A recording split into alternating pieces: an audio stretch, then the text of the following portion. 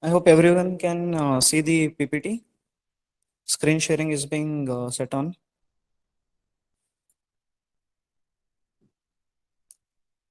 Yeah, is it visible? Yes, sir, it's visible, sir. Please comment yes in the comment box.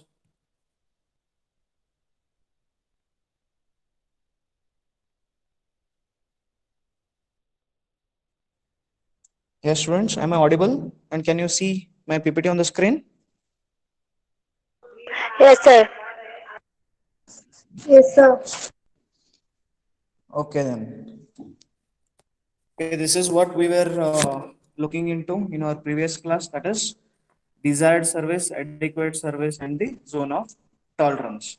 We had seen what were the factors responsible for desired service, what were the factors responsible for adequate service. So, just after adequate service and desired service, we are having predicted service. So, what are these predicted service, or what are the factors responsible for predicted service?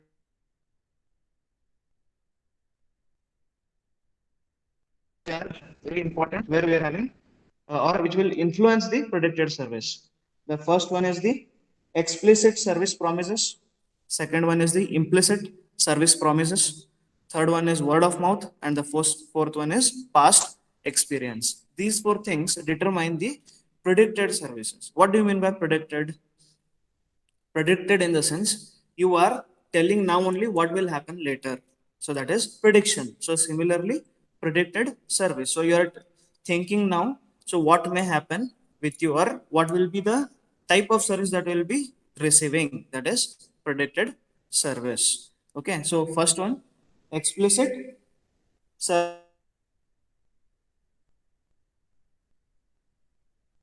promises. Or service promises are personal and non-personal statements about the services made by the organization to customers. So we are having personal as well as non-personal statements. So we'll see what are these. The statements that are personal when they are communicated by salesperson or service person or a repair personnel. This is direct. So the person or the company representative will directly communicate some things to you. So these are personal communications or personal statements. And non-personal statements are those where you are looking into web pages, advertisements, brochures, or any other written publications about the service. So personal is any interaction with the company personnel who is telling you something about the company or the services. So this is personal, and non-personal would be anything which you go through. Like you can see an advertisement, a brochure, an advertisement somewhere written, a billboard or something where company is trying to communicate something to you about the service. Okay, this is what is personal and non-personal. So these constitute the explicit service promises. So they're telling you something, right? So just a second.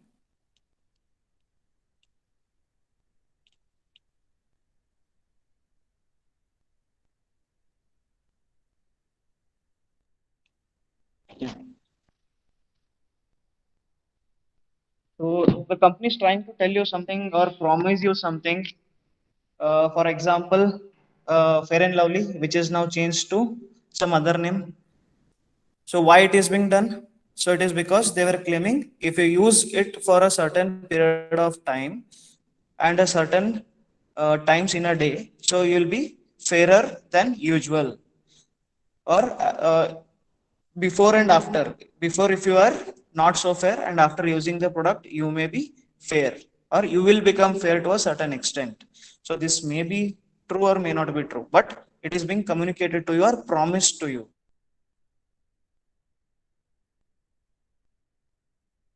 Next comes the implicit service promise. So what is implicit service promise? These are the services related cues. Okay, first I'll tell you what it is, then I'll explain. Okay, implicit service promises are service related cues other than explicit promises that lead to inferences about the service should and will be like. What does this mean? So anything other than the explicit services which is being told to you by the company about the service is called as implicit service promise. For example, these qualities cues are dominated by price and tangibles associated with the service. With the services in the sense. So service is intangible, you already know. But there are some things which are tangible while providing you the service. For example, if you go to a restaurant, so it is a service.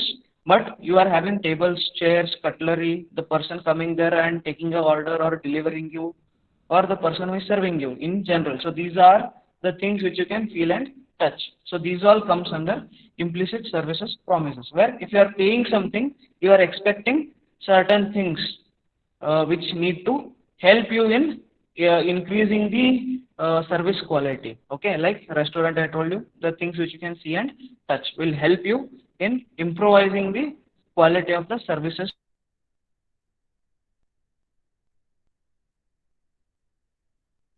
What is word of mouth? I hope you already know what is word of mouth. It is very important for a service industry, as most of the things you cannot feel and touch about the service, but some things which are necessary and which cannot be separated from the services. But it is the tangible, those tangible things are very much important in the service delivery, but they are not the service itself.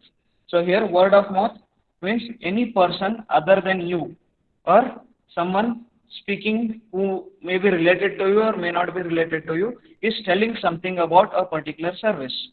So without the intention of him promoting the company. So if you had something in a particular restaurant and you are talking to your friend, there are two people. Actually, you are talking to your friend. You are telling your experience about the food and the ambience or the services provided by that restaurant. Plus, if there are any few people who are standing near you or any person who is listening to you is also a person who will be having an impact on. So that is word of mouth. Okay, you are telling whether it is good or bad. If the person is thinking to go to a restaurant, you may think, okay, a person was talking that this particular restaurant service is very good, the taste is good, and the price might be less. Even there might be a talk about price as well. So word of mouth is very important. So by listening to someone else's experience, you might have predictive services. That means you can predict whatever could happen to you while availing that particular service. Then the last one is past experience. So what is past experience? You have already availed the services before availing now, or it might be one time or multiple times. So based on your past experience of that particular service you being availed, you will be having a predictive service. So if you take your friend for the first time, you can tell him, see, this particular person comes now only. He serves in this particular manner. So how can you predict this? Because of your past experience. You have been there and you are having a experience of having that particular services or service handled or being experienced. So based on this particular experience, you are predicting the service that can happen. So these are the four major things where you can or which help you predict the service. So first one is explicit service promises. Second one is implicit service promises. Third one, word of mouth. And the fourth one is the past experience. So next, moving to customers' perceptions. So perceptions I have already explained you. So thinking of something in your mind before experiencing it. Okay. What do you think about something or someone, or about here we are talking about a service. So about a service, what you have a pre-notion about that particular service. So first one, factors which influence customers' perceptions. We just saw those four things, that is explicit, implicit, word of mouth, and past experience. So you are predicting, right? So these things are helping you in having perceptions or thinking about something before you go and experience it, or also you might have experience, but still there might be some differences. So you are predicting those. Next one is factors which influence satisfaction. We'll see in the coming slides. Dimensions of service quality. Again, we'll see in the next coming slides. And service encounters. So what do you mean by service encounters? Anytime you are availing any particular service.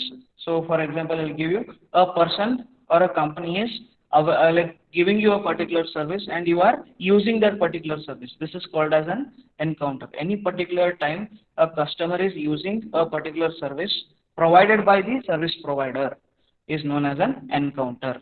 So, there it can be one or it can be multiple number of times. So, it is service encounters.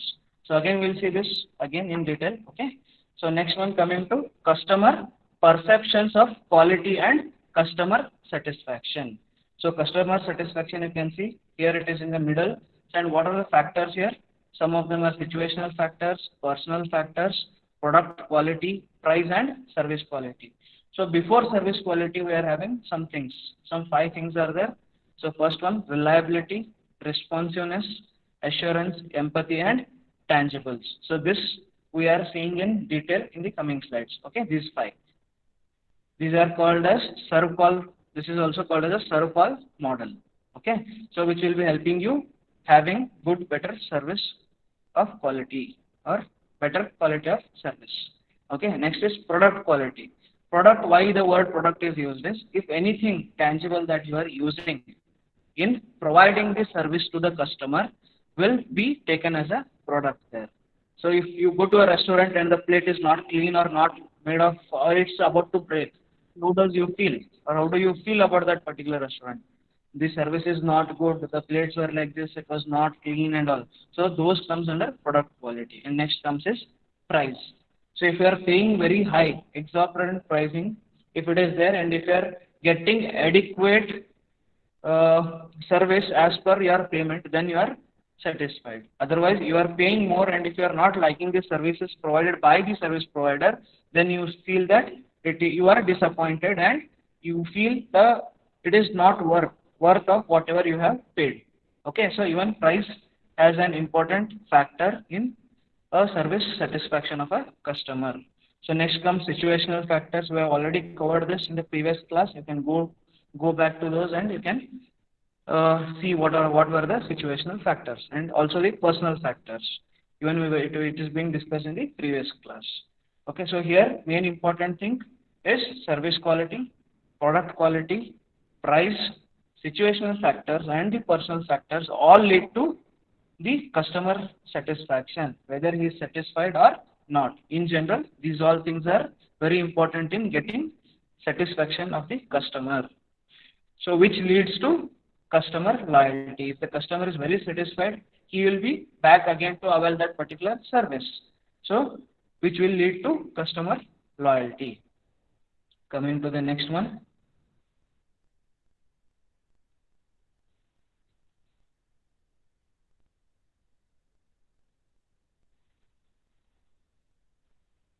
So next is outcomes of customer satisfaction. If the customer is satisfied, what are the outcomes? So increased customer retention. What do you mean by customer retention?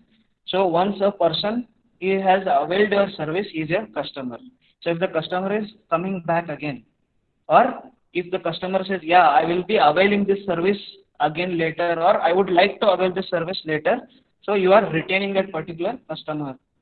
That means you need not go in search of new customers, but later on you have to go, but this particular person at least will be your customer or will be visiting you again for the services that you have provided. So that is increased customer retention. You are retaining the customers that have already availed of services.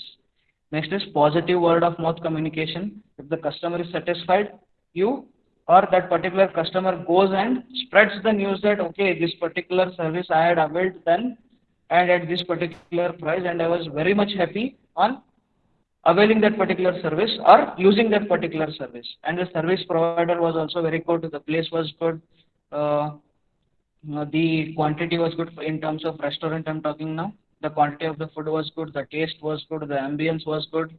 The person who was serving was also pretty well mannered and the ambience was also very good.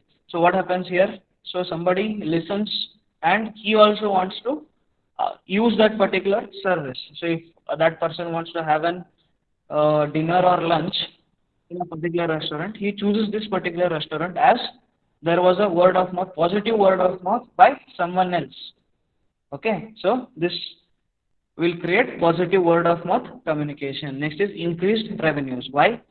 Because you are retaining customers as well as you are getting new customers by word of mouth, your revenue will increase. So these are the three major outcomes of customer satisfaction. Moving to the next one, service quality. So what is service quality? Service quality means the customer's judgment of overall excellence. The customer's judgment of overall excellence of the service provided in relation to the quality that was expected. So when a customer thinks of your service or judging your service based on the service provided in relation to the things what he had expected. So each and every person may have a different expectation, but if the service is the same for the same service, a person might think he is delighted. That means he had a service which was more better than what he had expected. There might be one more person whose expectations might be high, and the person who is providing the service might have met. That means he is satisfied. But at the end, there is one more scenario where the expectations of the customer is very high, and the delivery was not up to that particular mark. So at this particular time, the customer might be dissatisfied for the same kind of service delivery. Okay. So here, what the customer thinks or what kind of judgment a customer makes after availing your service when he is comparing it with his expectation. So he is telling, okay, the quality was good. What do you mean by this? So he had a particular thing in his head, or he had expected something, and he got similar to that or better service than that. So that time he is telling the service is good. So the quality is a relative term based on the customer's expected things about the service. So this is very important again, because as a service provider, you need to give quality service to your customers based on the price that you are charging. Okay, that is very important. Next, moving to serve call, we just saw the 5 things there. Though that is reliability, assurance, tangibles, empathy, and responsiveness. So these are the 5 things on which we are rating the service. Okay, this is being given by Parashuraman, Zitmal, and Berry in 1988. Okay, so these are the 5 things where we are using these things to find out the type of service quality. Okay, so these particular dimensions of service quality have been identified through the pioneer research of the name Parashuraman. His full name is Parashuraman, Valery Zitmal, and Leonard Berry. Okay, these are the 3 people who had done a research on the dimensions of service quality. Okay, their research identified 5 specific dimensions of service quality that can be applied across a wide variety of services. Okay, what are those 5 things? Reliability, assurance, tangibles, empathy, and responsiveness. So also called as rater, R-A-T-E-R. So I have boldened the first letter of all these. So it can be taken in any order, but to remember, you can remember it as rater, R-A-T-E-R. So first R will be reliability, A will be assurance, T is tangibles, E is empathy, and the last R is responsiveness. Okay, so always remember, serve call model, we are having rater. What is rater? Reliability, assurance, tangibles, empathy, and responsiveness. And who has given this? It is given by 3 people, that is Parashuraman, Zitmal, and Berry in the year 1988. So just see, in 1988 they had given, and still we are using the same. That means how important it is in the service industry. So we are having 5 different things. There are many models given by many people, but still in the industry we are using the rater model, that is serve call model, and the dimensions are 5: reliability, assurance, tangibles, empathy, and responsiveness. So what is reliability? Reliability means it is the ability to perform the promised service dependably and accurately.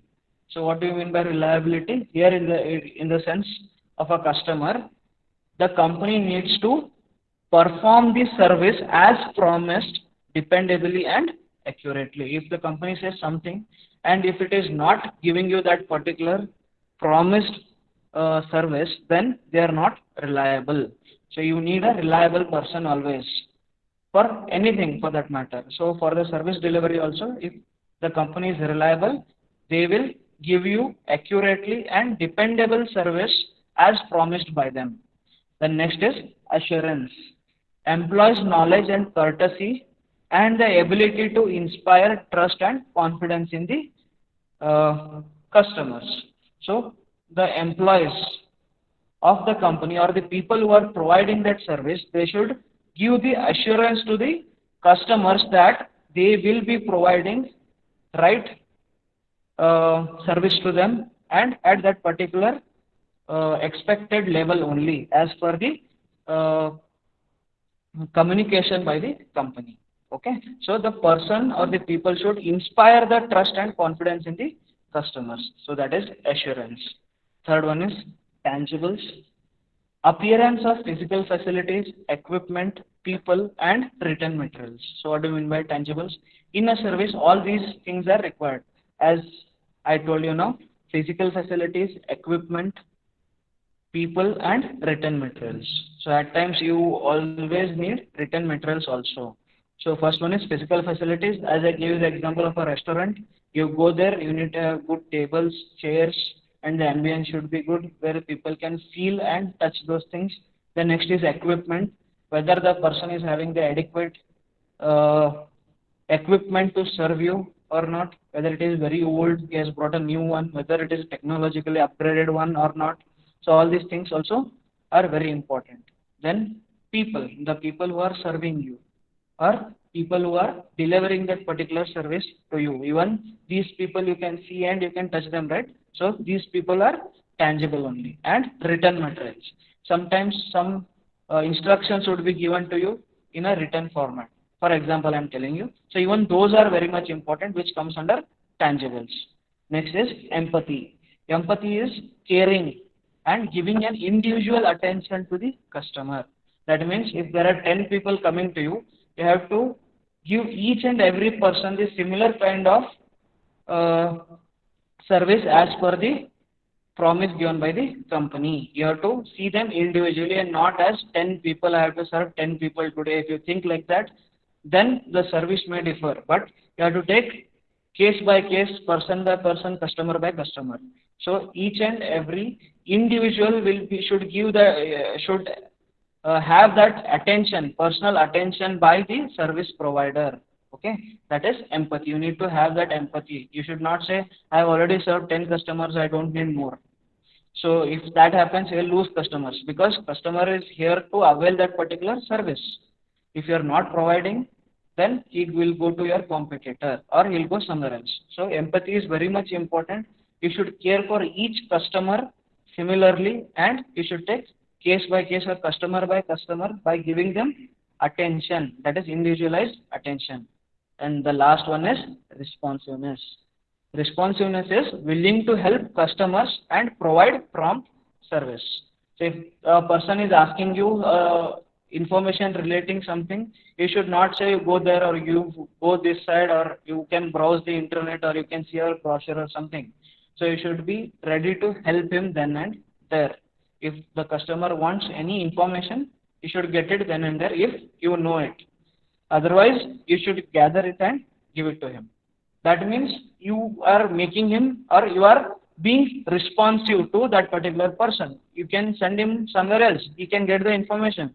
But if you go there and get it and give it to him, that means the customer thinks that you are responding to him. You are good. The service might be good here. If I avail any services, that would be very good here. The person is not being diverted, but is being given particular information as he is sort of in that particular place only. So the customers or the people who are providing the service to the customer should be very responsive to the queries of the customers.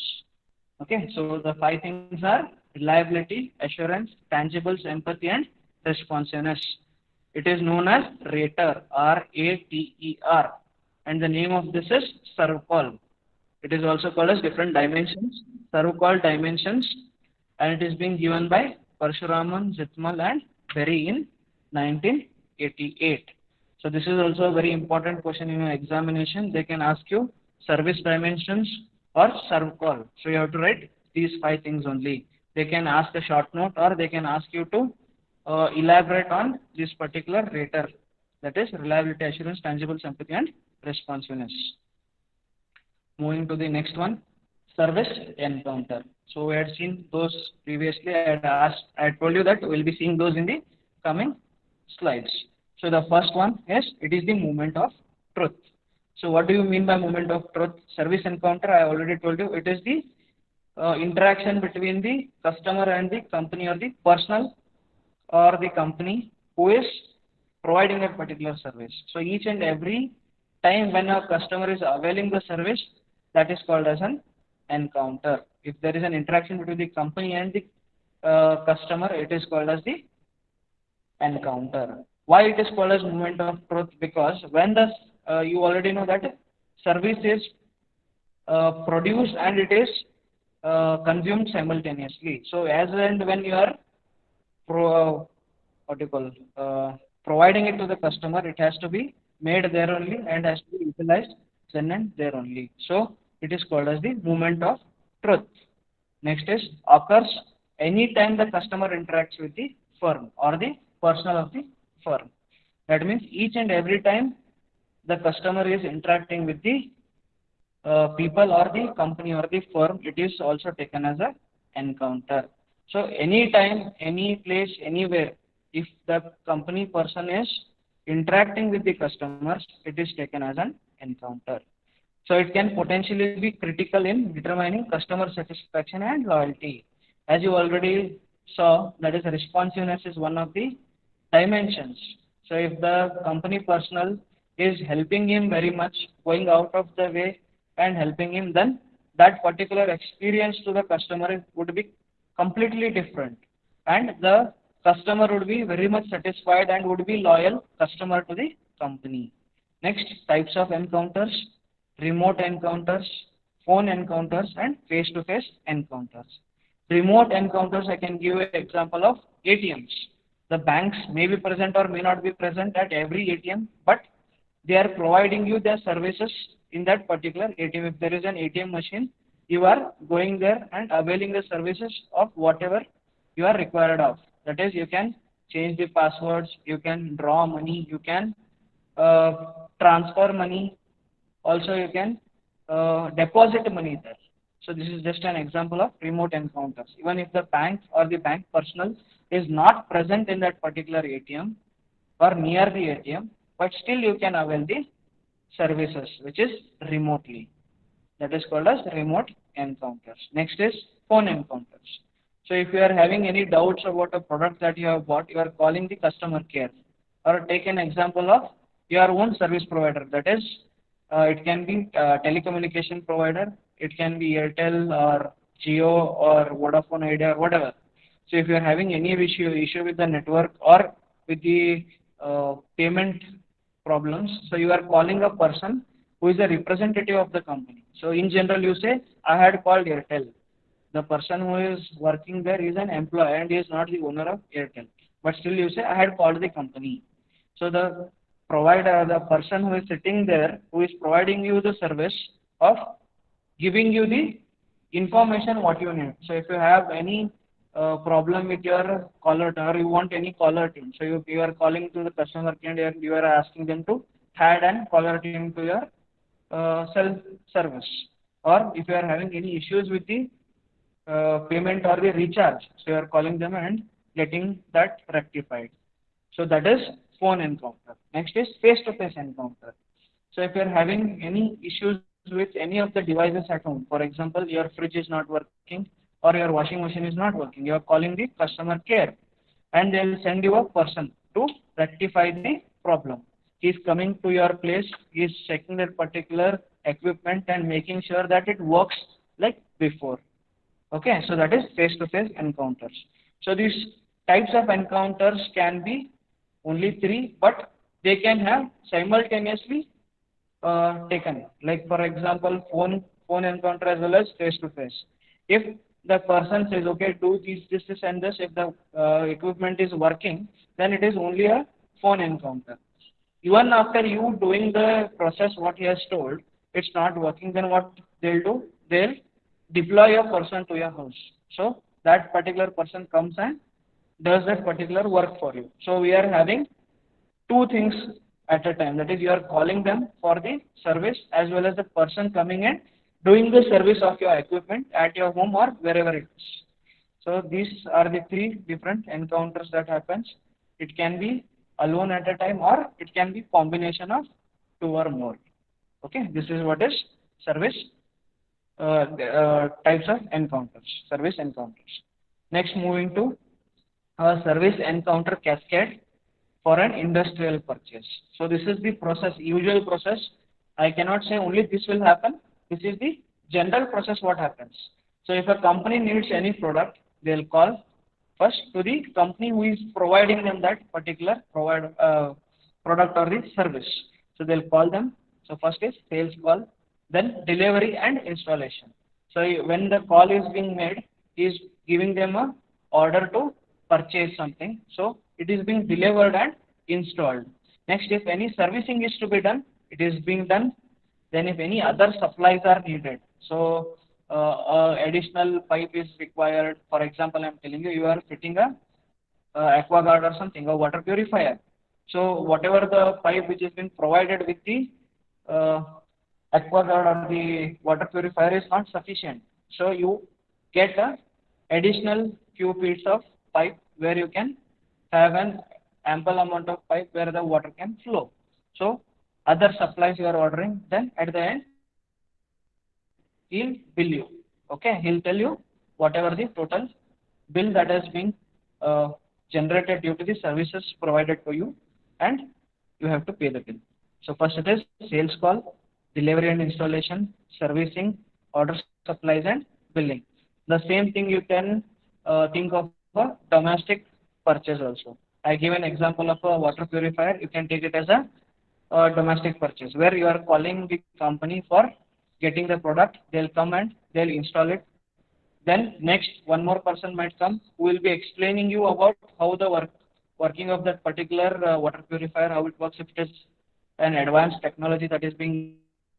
The person who is delivering and installing may not be the person who is telling you of how the product is being used. So that person might be different. If it is of a modern technology, or most of the times it happens with your washing machine. The person comes and delivers it, and a new person comes and he'll open it and he will tell you how the product has to be used. And at the end, there would be billing. And next, moving to common themes in critical service encounters research. So what is this? So we are having four things, that is recovery, adaptability, coping and spontaneity. Recovery happens when there is an issue with the service that is being provided. So for example, I'll give you recovery, I'll tell you satisfactory and unsatisfactory or dissatisfactory to all the four things here. That is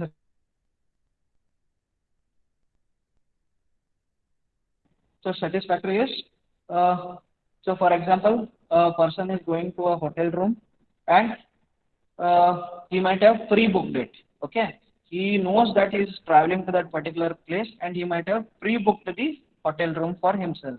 But the hotel was like the person in the hotel, he has misplaced this particular person's booking.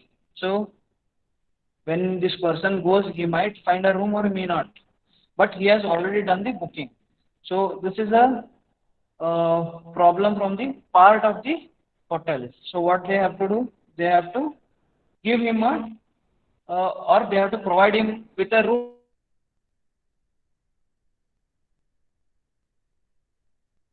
that they had lost the that person's booking. Okay, so they have to give a better quality of service now to him, or at least manage to provide the quality of service what he is being desired or what he has booked. He can get a VIP suite for that matter if he has booked a normal room if that is not available. So by this, they are retaining the customer's loyalty as well as the customer is satisfied even after being there is an issue with the service that was being provided to you. So dissatisfactory in the sense when the person arrives at an hotel and he said that okay the rooms are full and we forgot to mention your booking. So at that time and we are not able to provide you with any person going there and thinking that yeah I had already done a booking and you're expecting that you should be given a room as and when you go there, but they're telling you that you are not that they have lost the booking and they are not able to provide you with any room because they are full. So at that time what happens? At that time you are dissatisfied. Next is adaptability. So here I'll give an example. Adaptability. So if you have an doctor's appointment and the doctor says you have to go and meet an specialist, but you are not having a appointment with the specialist, but still you are having a what you call critical condition.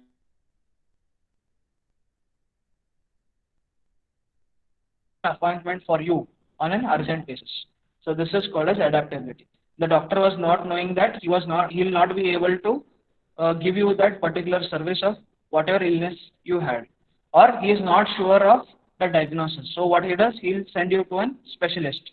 So if you are directly sent to a specialist and it is a critical case or an emergency case, you cannot apply for an appointment and keep waiting. So what the doctor has to do, he has to call that specialist and appoint or take an appointment which is very much early than if you would have tried for it. Okay, so that is an adaptability. Dissatisfactory thing is you'll just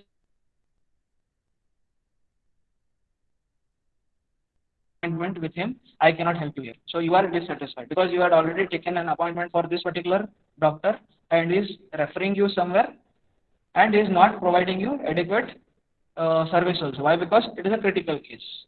Okay. And next is coping. So what is coping? So for example, I'll give you an example of a aeroplane. A customer is traveling in an aeroplane to some other countries, and those of you who have traveled to other countries, you may know that even liquor is provided or any sort of refreshments as asked by the customer is provided there. So it can be alcohol or any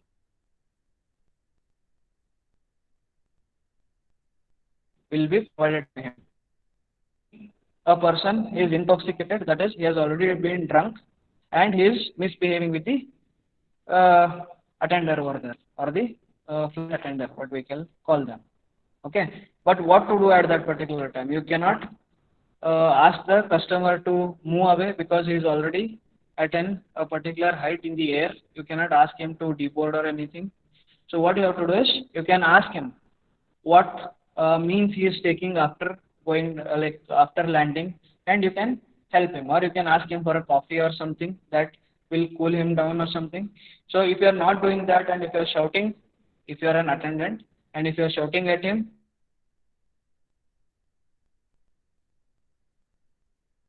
satisfactory because I was treated in this particular way. Even if the customer is wrong, you cannot treat him any way you want.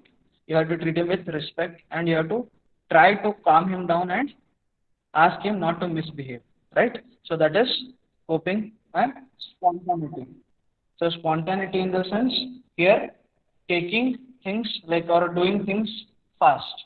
So for example, I'll give you a person and his family are having a room or they are going for an holiday and this particular person has a small kid who is traveling with them, and this particular kid likes to play with an teddy bear which she will be carrying always, and when they who comes and cleans the room, if he is treating that particular teddy bear well, so he's keeping it in a particular place and decorating it with something, whatever is available there, I'm telling you. So as and when those people come back, the small kid is very delighted to see that that particular teddy bear is being treated in a particular way, even if that particular teddy bear is not having any ways of like telling whether it is satisfied or not, but the kid is satisfied seeing the way that particular teddy bear was treated. So that will give it a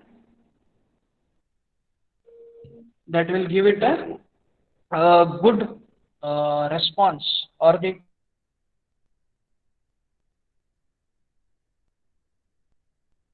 when they go out, they can tell others as, okay, this particular hotel treated us in this particular way, so that my kid was very happy when we returned to the room after going out. So this will help you retaining the customers as well as getting those customers back again. So that means you are getting the loyalty of those particular customers. So these are the four critical themes. First one is recovery, adaptability, coping, and spontaneity. Next, moving to evidence of service from the customer's point of view. So what are these three evidences? So as a person, if you are availing any particular service, you try to get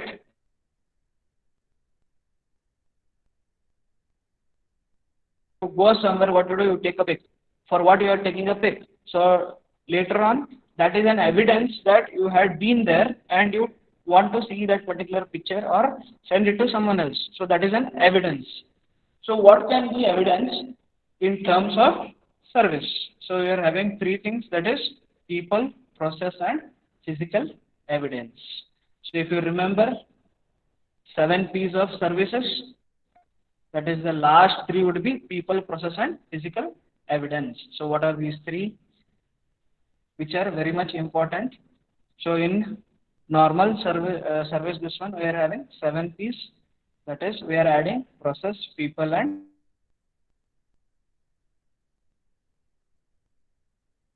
which will help the customers to remember the service. So first I'll tell you about people. So who are those people? These are the employees who have contacted you, the customer himself, that means you only, whatever you were feeling, as well as the other customers who were there with you. So for example, you are staying in a hotel, the service providers or the employees are very good to you, but there is a person in their row who is making a lot of noise and is not allowing you to sleep at night. So why I'm giving this example is, so when I say other customers, how they are related, how can you remember them? Like this. For example, if you had a very bad encounter with other customers, so the person who is staying in the next room, who is making a lot of noise, is using like is putting songs at a very higher volume, which is troubling you. So again, these are also people, and it is an evidence. You remember it as whenever you are telling someone that, okay, I had been there, I was not able to sleep because there was a person who was irritating me or was not allowing me to sleep due to certain reasons. So this is people. Next comes process. So what all comes under process? Operational flow of activities, steps in the process, flexibility and standardized way of process, and technology versus human. So operational flow, what do you mean by operational flow of activities? Can also be told as steps in the process. So what all are these steps? Like for example, if you are going somewhere and you want to stay, if you're going to a particular lodge, so what is the process? So nowadays, if we cannot because of COVID, but in previous days or in days to come, so what was the process? You had to go to the reception, you have to ask for what kind of rooms are available, or you have to tell what kind of room you are in requirement of. So whether it is a single occupancy, multiple, 3 beds, whatever, and it is a VIP suite or a normal room, it depends on the customer's requirement. So as and when you tell that particular thing what you want, the person there, he checks out the whole hotel or the list of rooms that are available, and he tells you, okay, whether your required thing is available or what is the next thing that you can go and book. So he is helping you. So this is a process. Next, you have to give your documents, that is some Aadhaar card or something, so that he can keep a note on who is the person who is staying in my hotel. So usually people take all these things like Aadhaar card or some kind of identity of that particular person.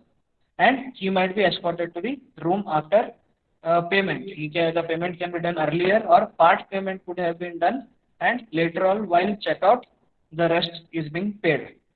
So this is the process example I am telling you. So whether it is a standardized process only is being maintained or whether there is flexibility provided. For example, a old person is there who is not able to stand for a longer period of time. For him, a particular place to sit and the company personnel or the lodge person only comes to him and takes all the required details and allows him to check in, or the particular person has to stand in front of him and do it. So whether this kind of flexibility is being provided or not. And the last one, technology and human. So I'll give you example. So if you are going for a movie, so in generalized small theaters, there will be a person who is providing you with tickets. So if you're going for a mall or any multiplex, there you can find kiosks where you can find out the movie whether the seats are available or not. You can choose which seat you want and you can pay then and there without any interaction of a person. So whether the technology is being used or there is a presence of humans there, even that is a part of a process which you will remember. And the last one is physical evidence. So under physical evidence, tangible communication, servicescapes, guarantees, technology and website. So tangible communication in the sense you have to tell someone, right, whether you are telling over phone or it is an face-to-face communication or a written communication. Next is servicescapes. So what do you mean by servicescapes? It is something which is helping you in getting that particular service in a better way. Okay, those are servicescapes. Next is guarantees. So if you are, there will be some guarantees provided by the people. Like for example, if you stay in our hotel and if you are not satisfied, we will return your money back. So this is a guarantee provided by the that hotel or a restaurant or a lodge, which says if you are not satisfied with our services, your amount will be paid back to you, or 50% of the amount is paid back, something like that. So there is a guarantee which is being provided stating that we are having the world-class quality of service which is being provided to you. Next is technology. As I just told you, you are touching the kiosk, you are swiping your card over there, or you are inserting your money over there. So you are touching something, right? Touch and feel. So even technology will help you there. And the last one is website. So sometimes if that particular product or the service is not available near you, you are searching for it over web. Or if you know the company which is providing you that particular service, you can directly go to the website of it and find out the required information that you are looking for. So these are the three very important things as a person who is availing the service looks for an evidence of the service is being availed. So what are those three things? Those are people, process and physical evidence. So this is the end of module 1. Any doubts in module 1? You can message me or you can ask me now. Any doubts in module 1? We are end of module 1. Anyone, any doubts? No? Well and good. So at the end, a small exercise is being given to you. So please note down. So what it is, choose a services industry and spend 10 minutes brainstorming specific requirements of customers in each of the 5 service quality dimensions. So what are the 5 service quality dimensions? I have mentioned at the bottom, that is reliability, assurance, tangibles, empathy and responsiveness. So be certain the requirements reflect the customer's point of view. So that means you should not think from the point of view of the service provider, but you have to think from the point of view of the person who is availing the service. That is your customer's point of view. You have to think and you have to write the answers for it. So I have given, you can choose any service industry for that matter, and you have to write your views on reliability, assurance, tangibles, empathy and responsiveness from the point of view of the customer. Why I'm giving this is you should know how it has to be rated, a particular service, how it can be rated. So when you think on it as a point of the customer, you will get the proper understanding of whatever we discussed in this particular chapter. Okay.